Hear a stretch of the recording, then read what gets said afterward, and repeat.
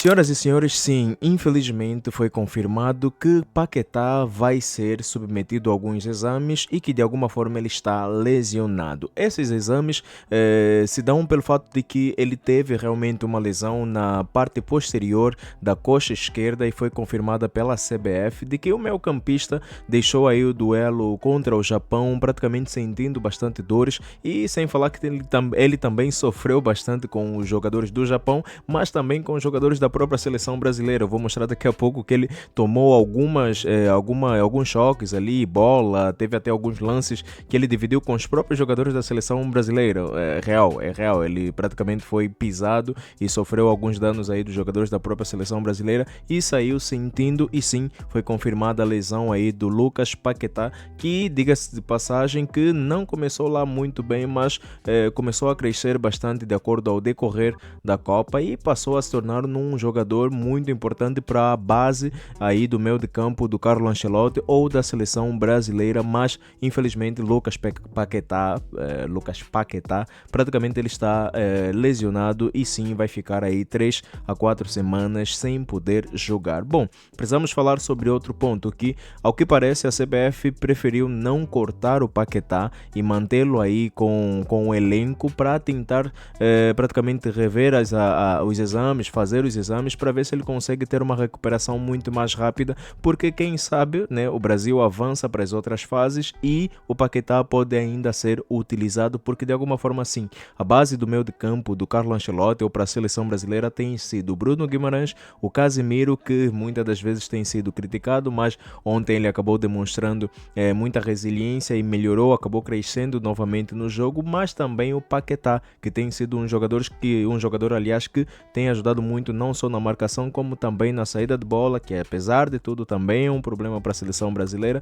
e como também nos passes aí fazendo assistências também para o Vinícius e companhia. Como eu falei, teve alguns lances aí no jogo contra o Japão que o Casemiro trombou aí com o Paquetá e sinceramente não sei como é que ele levantou. Então teve várias entradas aí dos jogadores do Japão, como também essa entrada aí do Casemiro, como vocês podem ver, foi muito feia. Parecia até que o Casemiro jogava contra, mas não, eram jogadores ou são jogadores da mesma seleção. E não foi só esse lance, teve também um lance aqui que o Paquetá tomou ou recebeu uma bola da cara, uma bolada da cara, lá ele, e praticamente caiu, mas é uma lesão na posterior da coxa esquerda e de alguma forma o Paquetá sofreu bastante nesse jogo, mas é uma perda para o Brasil e nessa perda o questionamento que fica é se realmente o Brasil vai voltar a ter a mesma criação, se bem que a saída de bola contra o jogo ali ou no jogo contra o Japão não foi das melhores. O Brasil errou muito, mas Bruno Guimarães conseguiu segurar, criar alguns espaços, continuar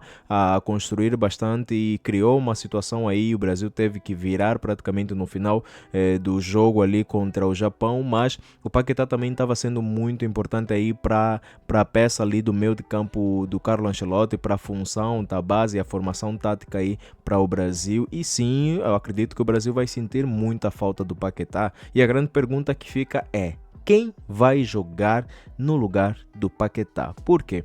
Porque o Brasil está com um sistema de jogo onde é um 4-4-2 que o Ancelotti sempre continuava, mas porém de vez em quando ele joga com 4-2-3-1.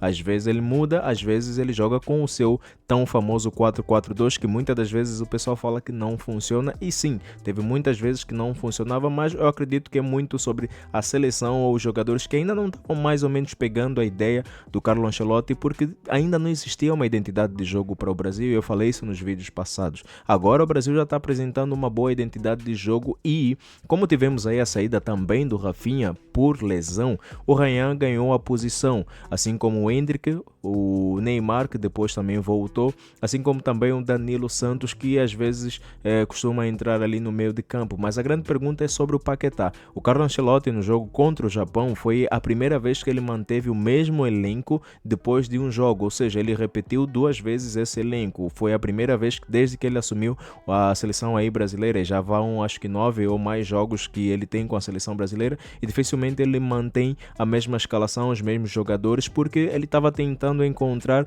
quais seriam as peças fundamentais e a base da sua seleção, e agora parece que tem uma base da seleção, só que com a nova saída também do Paquetá, porque já teve o Douglas, já teve o Wesley, já teve o Rafinha, agora também o Paquetá, fica muito difícil entender quem vai ser a opção. Por que fica difícil? Porque o Brasil tem opções no banco, porém a pergunta é será que vai encaixar? Porque o Paquetá tem uma função não só defensiva como principalmente a ofensiva, não só o ataque tentando finalizar, mas também a construção, que é uma das boas qualidades dele, se bem que tem muitos que falam que o Paquetá não tem grande qualidade assim, mas é um jogador que faz um arroz com feijão, e o Paquetá é um jogador bom e nessa Copa cresceu bastante, fez algumas assistências, principalmente acho que do gol do Vini ali, que foi uma grande assistência, ele achou entre os defesas, fez um passe por cima e foi um dos melhores lances aí que o Paquetá teve na Copa também. Então a pergunta é essa: quem vai substituir o Paquetá?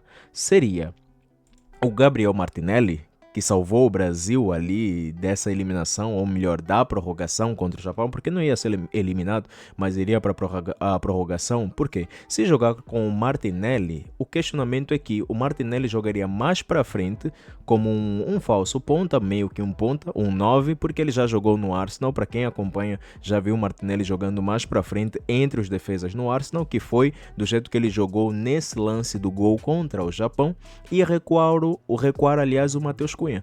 E se recua o Matheus Cunha, o Gabriel Martinelli pode jogar mais para frente na função do Matheus Cunha, que é mais ou menos um 9.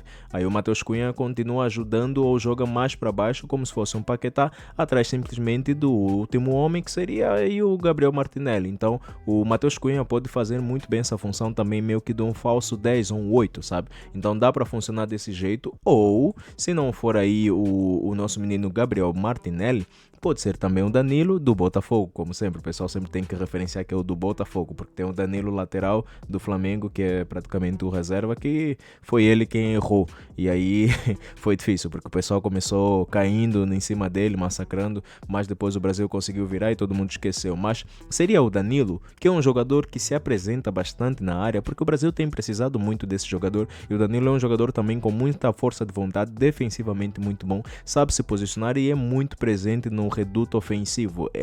Ele está muito ali na área. Quando tem sempre uma bola, ele sobra, ele consegue finalizar. Às vezes, quando tem oportunidade, ele gosta de bater. Então, é um jogador também que pode encontrar bastante o Vinícius, que é algo que o Paquetá também estava a fazer. Então, pode ser o Danilo, pode ser o Gabriel Martinelli e pode ser também ele, o menino Ney. Esse é o questionamento. Será que há oportunidade para o Neymar jogar? Porque eu tenho realmente um receio e um medo de que talvez o Neymar não vá encaixar tão bem assim com a seleção atualmente.